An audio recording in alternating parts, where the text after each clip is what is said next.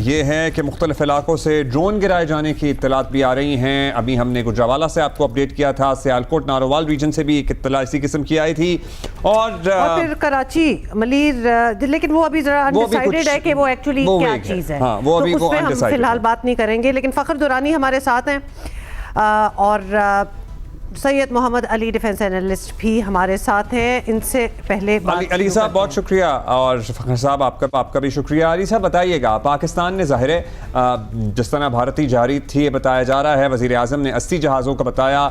इसके अलावा भी रिपोर्ट्स हैं कि 75 से 80 जहाज़ों के ज़रिए इंडिया ने हम पर वार करने की कोशिश की है। क्या माइंडसेट था जिसके तहत वो यहाँ क्या करना चाह रहे थे, या कोई डराना धमकाना चाह रहे थे? और ये भी बताइएगा, क्योंकि हम इस बात को भी अली साहब समझना चाह रहे हैं कि they're airborne already, so many planes, so many fighter jets, या फिर रेडीनेस थी उनकी? ये बैकग्राउंड जरा इसकी बता दें। जी बिल्कुल, बहुत शुक्रिया। देखिए, मैं समझता हूँ कि बहुत एक तारीख़ी किस्म के कॉन्फ्लिक्ट में इस वक्त हम हैं, मौजूद हैं। और जिस तरह आपने बिल्कुल सही कहा और कल वज़ीर आज़म ने भी बताया कि तकरीबन 75 से 80 जहाज़ जो हैं वो भारत की जानिब से फ़ज़ा में बुलंद हुए और पाकिस्तान की जानिब से तकरीबन 27 की फ़िगर आ रही है। तो बेसिकली आप यूँ देखें कि 100 से ज़्यादा जहाज़ों की ये एक मुख्तसर सी तकरीबन 40-45 मिनट की एयर बैटल थी, जो कि जनूबी एशिया की एयर वॉर की तारीख़ की मैं समझता हूँ सबसे बड़ी और इंटेंस और क्रिटिकल एयर बैटल थी, जो कि अल्हम्दुलिल्लाह पाक फ़ज़ाइया के शाहीनों ने हमेशा की तरह, हालांकि आउट नंबर्ड होने की वजह से 1:3 के बावजूद उन्होंने ना सिर्फ बहुत हैवी लॉसेस इन्फ्लिक्ट किए, 5 उनके बहुत एडवांस तैयारे गिराए।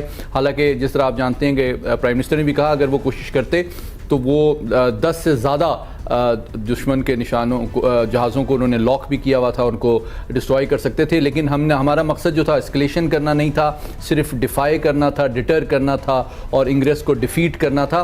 लेकिन मैं आपके तवज्जुह से ये बताना चाहता हूँ कि अभी पाकिस्तान ने जवाब नहीं दिया है। ये पाकिस्तान ने सिर्फ जो उनकी जानिब से हमला था उसको नाकाम बनाया है।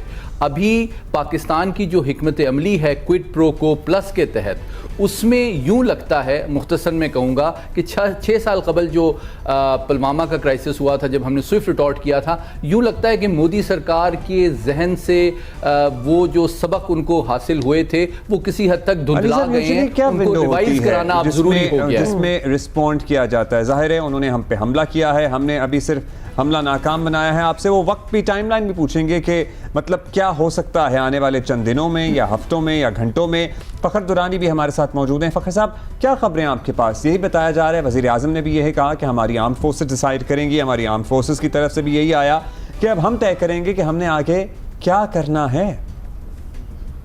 देखें, बिल्कुल, अगर जो डिप्टी प्राइम मिनिस्टर ने कल नेशनल सिक्योरिटी कमेटी की जो एक एलामिया था वो पढ़ के सुनाया, उससे तो बज़ाहिर ये एक वाज़ेह है कि पाकिस्तान इसका जवाब देगा और अपने टाइम पे और अपनी उस पे देगा। लेकिन उसके साथ साथ फिर उसके बाद अगर राना सनाउल्लाह का बयान देखें तो उससे भी काफ़ी जो है वो मानी निकलते हैं और मीनिंगफुल है, कि जिसमें उन्होंने ये कहा कि अब अगर भारत की तरफ से कोई दरअंदाजी हुई तो पाकिस्तान इसका भरपूर जवाब देगा। तो ये सुन के हमें लग रहा था कि जैसे हमने इसको सेटल कर लिया है और अब अगर भारत कुछ करेगा तो हम करेंगे। लेकिन फिर वज़ीर दिफा की भी इससे पहले बात थी कि जी हाँ, पाकिस्तान का स्टोर सेटल करना बाकी है। देखें, ये इससे एक लग रहा है कि जो दोनों साइड से पहले ये नेशनल सिक्योरिटी कमेटी को तो ये की तरफ से वो दे दिया गया है, लेकिन उसके साथ जो पॉलिटिकल साइड है, राना सनाउल्लाह वो ये कहते हैं कि अब दोबारा अगर भारत की तरफ से जारियत दिखाई गई तो उसके बाद वो किया जाएगा। तो इससे एक कन्फ्यूजन होती है। बहरहाल ये पाकिस्तान के जो इंडिया ने प्रेसिडेंट सेट किया है, ख़ासतौर के ऊपर डीप इनसाइड पंजाब, और उसमें जो मिसाइल्स का एक नया प्रेसिडेंट है, ये तो कल को फ्यूचर में भारत जब भी चाहेगा ये पाकिस्तान के अंदर